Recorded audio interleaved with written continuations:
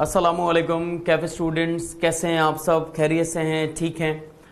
उम्मीद करता हूं कि आप लोग कैफ 4 का पेपर दे रहे होंगे और इंशाल्लाह मैं एडवोकेट स्वाले सोरठिया जो कि कैफ 4 बिजनेस लॉ का इंस्ट्रक्टर हूं और अल्हम्दुलिल्लाह यहाँ पर हमारे स्क्राइबर एकेडमी में सारे लेक्चर्स रिकॉर्डेड हैं। A to Z सारे लेक्चर्स हमारे रिकॉर्डेड हैं और हमने ये कोशिश की है कि हर लेक्चर जो है वो हमारा कंसाइज हो, प्रॉपर हो और हर तरीके से कंसाइज हो और उसमें सारी बारीकियां, एक एक चीज़ डिस्कस हुई भी हो।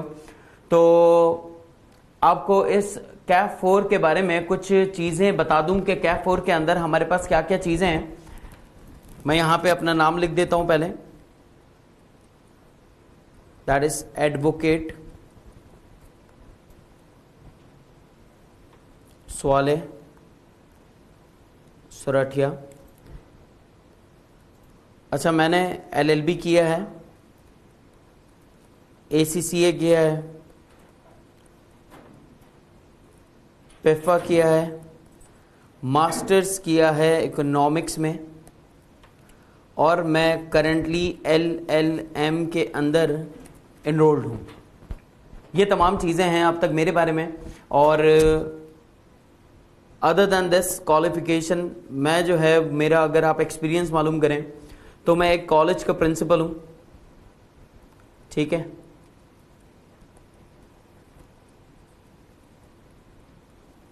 प्राइवेट रिनॉन कॉलेज है बहुत, जिसका नाम है शाह कॉमर्स कॉलेज, ठीक। बिजनेस लॉ में लास्ट 7 ईयर से, ऑलमोस्ट 7 ईयर से मैं बिजनेस लॉ पढ़ा रहा हूँ और टीचिंग इंडस्ट्री में मैं ऑलमोस्ट, मुझे 12 ईयर्स हो गए हैं।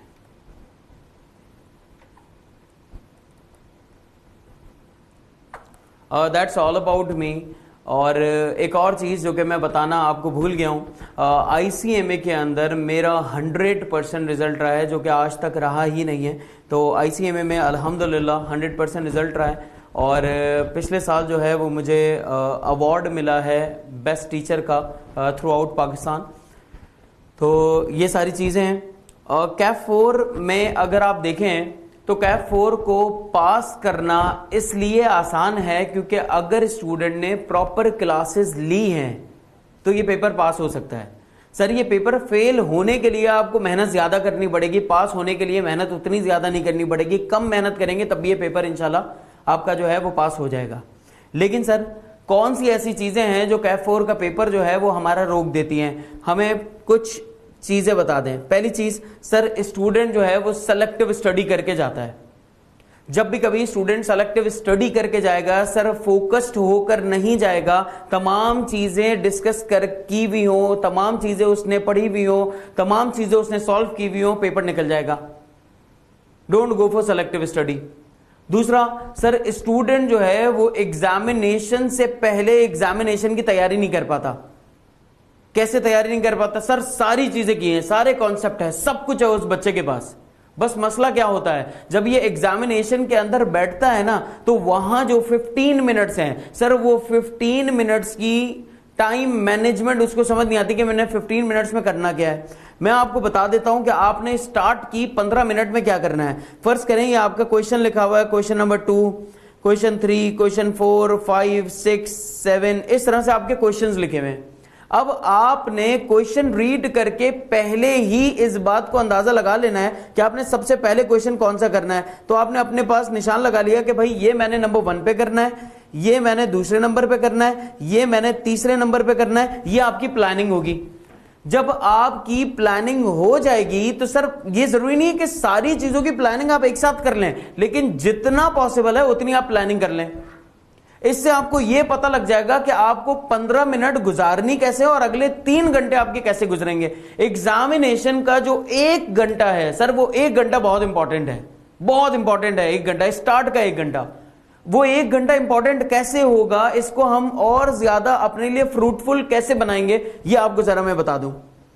आपने करना क्या है सर, जब हम एग्जामिनेशन में बैठते हैं तो स्टार्ट के 1 घंटे में हमसे कोई 10 नंबर का पेपर होता है और आखिर के 1 घंटे के अंदर हम 35 से 40 नंबर का पेपर कर लेते हैं। ऐसा क्यों होता है सर? इतना मसला क्यों हो जाता है कि क्या आखिर में मेरे पास कोई टाइम ज्यादा हो जाता है, मैं रजनीकांत बन जाता हूं, मेरे साथ होता क्या है, मैं मतलब कैसे कर लेता हूं ये काम? आखिर के 1 घंटे में 40 नंबर, स्टार्ट के 1 घंटे में 10 से 15 नंबर सर, तो इसका मतलब मैं पेपर अटेम्प्ट ही नहीं कर पाऊंगा पूरा। वजह क्या होती है, ये वजह सुन लें। स्टूडेंट करता क्या है, लर्निंग करके जाता है, इतनी लर्निंग्स करता है, इतना पढ़ता है, इतना पढ़ता है, इतना पढ़ता है, लिखता नहीं है सर। इसका दिमाग और इसका हाथ अलाइन नहीं है, इसकी हाथों की और इसकी दिमाग की अलाइनमेंट नहीं हुई भी। तो इसके हाथ और दिमाग की अलाइनमेंट होगी कैसे? एग्जामिनेशन से 1 घंटा पहले या 2 घंटा पहले आप क्या करेंगे सर? आप अपनी मर्जी के 4 सवाल लिख कर जाएंगे 1 घंटा बैठकर। मतलब एग्जाम में जाने से पहले आप ये समझ लें कि आपको 1 घंटा वैसे ही लिखना है जैसे आप एग्जाम में लिखेंगे। अब आपका दिमाग और आपका हाथ अलाइंड होके एग्जाम में गया होगा। अब आपका दिमाग जितना स्पीड में सोच रहा होगा, आपका हाथ भी उतना ही स्पीड में काम कर रहा होगा। बात समझ आ रही है? तो ये एक्चुअली कुछ पॉइंट्स हैं जिसकी वजह से स्टूडेंट जो है वो इस पेपर को क्लियर नहीं कर पाता।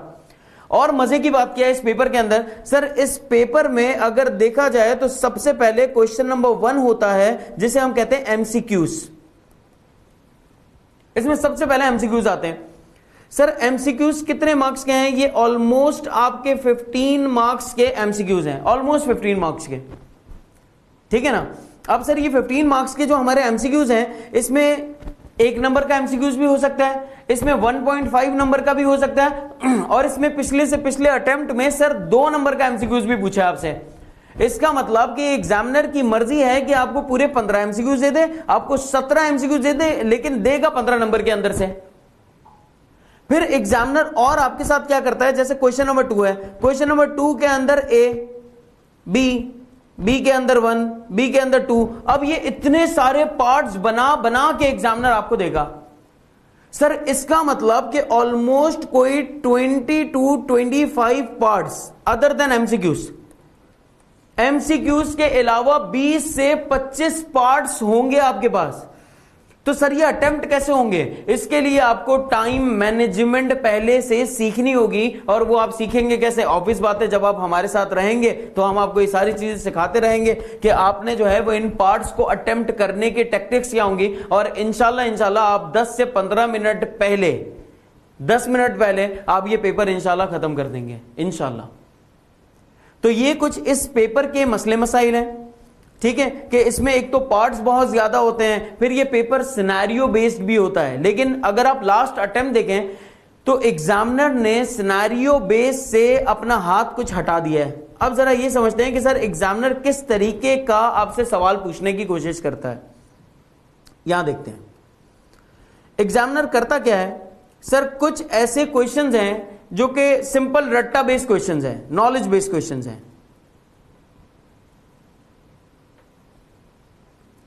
कुछ है सर लॉजिकल, सीम्स लॉजिकल है। सीम्स लॉजिकल का मतलब क्या है सर? दिख रहे हैं कि ये लॉजिकल है, जबकि हकीकत में है नहीं। ऐसे ही आपको कोई केस दे दिया कि मिस्टर ए ने मिस्टर बी को रिस्ट वॉच बेची, मिस्टर बी ने जो है वो रिस्ट वॉच इसको दे दी। अब आप जो है वो रटी रटाई बात नीचे आपसे पूछ लेगा कि ऑफर के या एक्सेप्टेंस के एसेंशियल्स बता दें।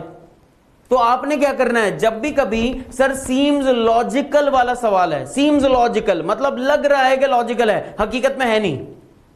सर ये मुझे कैसे पता लगेगा कि हकीकत में नहीं है? ये आपको उसकी रिक्वायरमेंट को रीड करके पता लग रहा होगा कि सर ये लॉजिकल क्वेश्चन है या लॉजिकल नहीं है।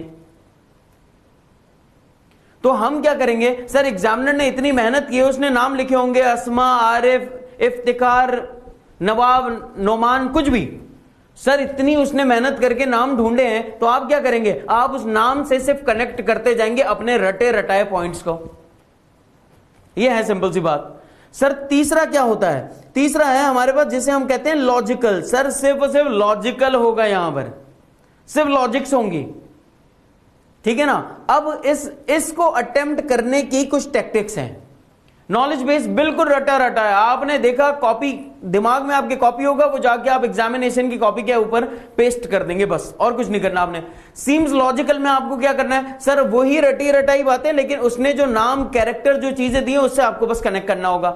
दो चीजें हो गई। तीसरी चीज सर, जो लॉजिकल क्वेश्चंस हैं उनको हमने कैसे अटेम्प्ट करना होता है, उसको अटेम्प्ट करने की हमारे पास क्या टेक्टिक्स होती हैं। नंबर 1 देखें, इसको मैं कहता हूं ये है हमारा LED। ये मैं आपको लॉजिकल को अटेम्प्ट करने की टेक्टिक्स बता रहा हूं।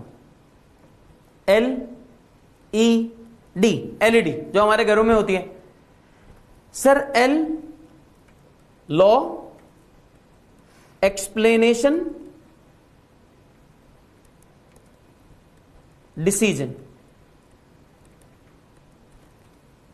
ठीक है सर, एग्जामिनर आपसे अगर 2 नंबर का लॉजिकल क्वेश्चन पूछता है, कोई सिनेरियो दे देता है आपको कि बताएं ए को रिस्ट वॉच देनी थी बी को, बी ने इसको पैसे देने थे, इनके बीच में डिसाइड हो गया कि मैं आपको इतने इतने पैसे दूंगा। सर ए ने इसे रिस्ट वॉच बेची नहीं कमिटमेंट करने के बाद, बताएं क्या क्या रेमेडीज, क्या क्या सॉल्यूशन अवेलेबल है बी के पास। सर वो क्या डैमेजेस ले सकता है मिस्टर ए से। इसका मतलब सर ये क्या है, ये लॉजिकल चीजें हैं। ठीक है, आपको सिनेरियो समझना होगा। तो सर सिनेरियो में आप क्या बताएंगे, सबसे पहले एप्लीकेशन ऑफ लॉ क्या है, कौन सा लॉ अप्लाई हो रहा है, एक्सप्लेनेशन करेंगे। सर एक्सप्लेनेशन को हम क्या करेंगे, हमेशा हम कनेक्ट करेंगे। किससे कनेक्ट करेंगे, सिनेरियो से कनेक्ट करेंगे। और उसके बाद तीसरी चीज हमारे पास है जिसे हम कहते हैं डिसीजन। सर डिसीजन हम क्या समझते हैं एज अ जज, हमें क्या डिसीजन देना चाहिए इस सिनेरियो के अंदर, हम अपना डिसीजन दे देते हैं। सर अगर एग्जामिनर ने मुझसे यही सवाल 2 नंबर का पूछा है तो मैं क्या करूंगा, कौन सी चीजें बहुत इंपॉर्टेंट है, नंबर 1 लॉ और नंबर 2 डिसीजन। सर एग्जामिनर ने मुझसे ये 3 नंबर का पूछा है, अब क्या करूं, sir number 1 law, number 2 explanation, number 3 decision. Sir examiner ने मुझसे 4 नंबर का पूछा है, क्या करूं, सबसे पहले बताऊंगा इशू आई। सबसे पहले मैंने बताया इशू, मसला क्या है इस सवाल में जो एग्जामिनर मुझसे पूछना चाह रहा है, वो इशू सबसे पहले मैं बताऊंगा। सर क्या मैं हेडिंग्स लिखूं, हाँ बिल्कुल लिखो, बताओ मैं इशू की बात करने जा रहा हूं, बताओ मैं इशू। ठीक है, आप उसे बताएंगे कि भाई हम यहां पे इशू की बात करने जा रहे हैं, तो सर हम इशू बताएंगे, फिर लॉ बताएंगे, फिर एक्सप्लेन करेंगे कनेक्ट करके, रिलेट करके। किससे रिलेट करेंगे, उस सिनेरियो से रिलेट करेंगे, और फिर हम बताएंगे अपना डिसीजन। तो ये 4 चीजें हमारी कंप्लीट हो जाएंगी। ये 4 नंबर का अगर सवाल आता है इस तरह से अटेम्प्ट करना है। ठीक है, तो ये हो गई हमारी ये बात कि सर इसको अटेम्प्ट करना कैसे है, पेपर में क्या क्या मुश्किलात होती हैं। सर फोकस्ड स्टडी करके जाना है, कोई भी चीज छोड़ के नहीं जानी है, हर चीज करके जानी है। हर पास्ट पेपर आपको अटेम्प्ट करके जाना है सर, लिख कर जाना है हमने पास्ट पेपर्स। अब मैं आपको ये दिखाता हूं कि भाई हमारे पास जो कंटेंट है कैप 4 का, उसमें क्या क्या चीजें हैं। ठीक है, अच्छा जी, नंबर 1 है introduction to the legal system. Sir इस चैप्टर से सवाल आएगा ही आएगा, ये ग्रेड 1 है, आप ये समझ लें। सर ये ग्रेड 1 से एग्जामिनर कहता है कि 5 से 8 नंबर का क्वेश्चन मैं पूछूंगा ही पूछूंगा, और वो पूछता है, वो हमेशा आप समझ लें 5 नंबर का आपसे पेपर पूछता है। यहां से 5 नंबर यहां से आएंगे ही आएंगे, कम से कम 5 नंबर आते ही आते हैं। और एग्जामिनर आपको जो ग्रेड बताता है सर, उसी ग्रेड के अंदर से रहते हुए एग्जामिनर आपसे सवाल पूछ रहा होता है। फिर offer and acceptance. Total chapters कितने हैं सर, टोटल 18 चैप्टर्स हैं, 18 चैप्टर्स। इसमें से इंट्रोडक्शन टू लीगल सिस्टम एक, ये पूरा एक ग्रिड है। फिर offer acceptance, validity of contract, free consent, contingent contract, ये हमारा पूरा कॉन्ट्रैक्ट एक्ट चल रहा है, ये पूरा कॉन्ट्रैक्ट एक्ट है। ठीक है, अब कॉन्ट्रैक्ट एक्ट के बाद फिर यहां पर आपके पास agency, partnership. Sir partnership 3 chapters पर आपका मुश्तमिल है। आपका नेगोशिएबल इंस्ट्रूमेंट 2 चैप्टर्स पर मुश्तमिल है। और फिर ये आपके लास्ट के 3 चैप्टर्स जो कि 4 अटेम्प्ट पहले आए हैं। एग्जामिनर सर हर चीज को कहीं ना कहीं एग्जामिन करता है, आपसे कुछ ना कुछ पूछता जरूर है एग्जामिनर। तो सर अब मैं आपको यह बता दूं कि हमारे यहां पे लेक्चर्स हमारे रिकॉर्डेड कैसे हैं।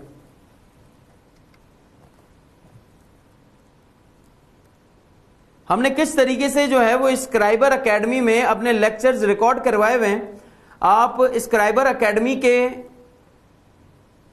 वेबसाइट पे जाएंगे, यहां पर ये आपको देखें बता रहे हैं कि अभी करंटली 30% ऑफ है।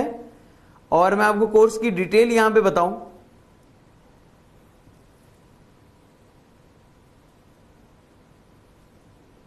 ये आ गया हमारे पास। मैं चला गया फर्ज करें इस चैप्टर के ऊपर, चैप्टर नंबर 2 के ऊपर, ऑफर एंड एक्सेप्टेंस के ऊपर। अब अगर आप ऑफर एंड एक्सेप्टेंस देखें तो ऑफर एंड एक्सेप्टेंस का सर हमारे पास एक ये है, नंबर 1, नंबर 2, नंबर 3, 4, 5, 6, ये 6 टोटल चैप्टर नंबर 1 में हमारे पास 6 रिकॉर्डिंग्स हैं। 6 रिकॉर्डिंग्स। सर ये 6 रिकॉर्डिंग्स किस तरीके के? अच्छा, जिस तरीके से आप अभी मुझे देख रहे हैं उसी तरीके की ये रिकॉर्डिंग्स आपके पास यहां पर होंगी।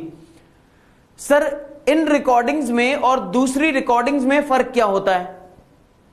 फर्क जरा सुन लें। एक होती है वो रिकॉर्डिंग्स जो कि क्लास के अंदर हुई हुई होती हैं, और एक वो रिकॉर्डिंग्स होती है जो कि कंसाइजली सिर्फ आपके लिए रिकॉर्ड की गई हैं, जिसमें कोई ऐसी यहां वहां की कोई बात नहीं होगी। डायरेक्टली जो बात होगी वो सिर्फ और सिर्फ कोर्स से रिलेटेड होगी। तो अगर आपने अब तक कैप 4 को पढ़ना स्टार्ट नहीं किया, this is the right time कि आप ये लेक्चर जो है वो ऑप्ट कर सकते हैं। मैं आपको इसके कुछ अमली नमूने दिखा देता हूं।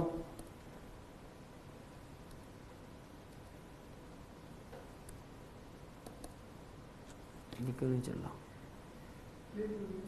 नहीं होगी ना प्ले?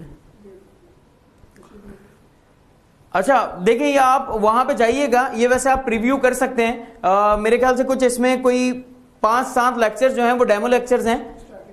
हाँ, स्टार्ट के जो 5-7 लेक्चर्स हैं वो डेमो लेक्चर्स हैं। आप वहां पे देखें वो लेक्चर्स, आपको अंदाजा हो जाएगा। और माइट भी यूट्यूब के ऊपर भी हमारे ये लेक्चर्स रखे हुए हैं। स्क्राइबर एकेडमी वाले सोरठिया लिखेंगे तो हमारे लेक्चर्स आ जाएंगे, तो आप वहां से भी ये लेक्चर्स जो हैं वो देख सकते हैं। ठीक है। और बाकी अगर आपको कोई भी सवाल हो, फर्ज करें रिलेटेड टू के सर कोई केस स्टडी है, मुझे केस स्टडी समझ नहीं आई, तो सर आपसे कैसे राब्ता करेंगे?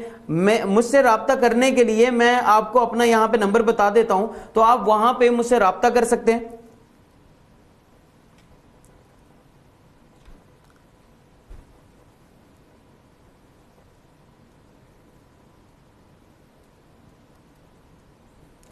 यहां पर आप मुझसे राब्ता कर सकते हैं।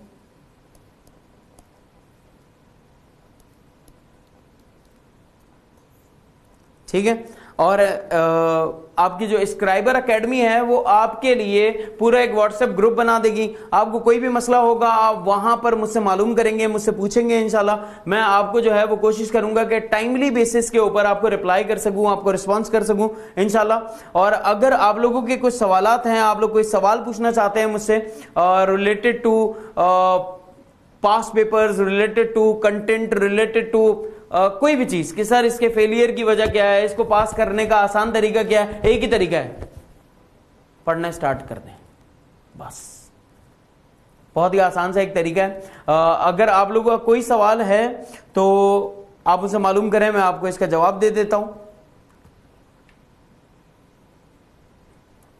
और अगर आपका कोई सवाल नहीं है तो फिर आप लोगों से इंशाल्लाह इजाजत लेते हैं और इंशाल्लाह कोशिश करेंगे कि आपसे जो है वो टाइमली बेसिस के ऊपर लाइव क्लास में इंशाल्लाह किसी न किसी तरीके से हाजिर होते रहें और आपके साथ जो है वो लाइव क्लासेस में आते रहें इंशाल्लाह, ताकि अगर आपके कोई क्वेरीज हो, आपको कोई चीज़ पूछनी हो, आपके कोई ग्रीवेंसेज हो, तो इंशाल्लाह उसको हल कर सकें।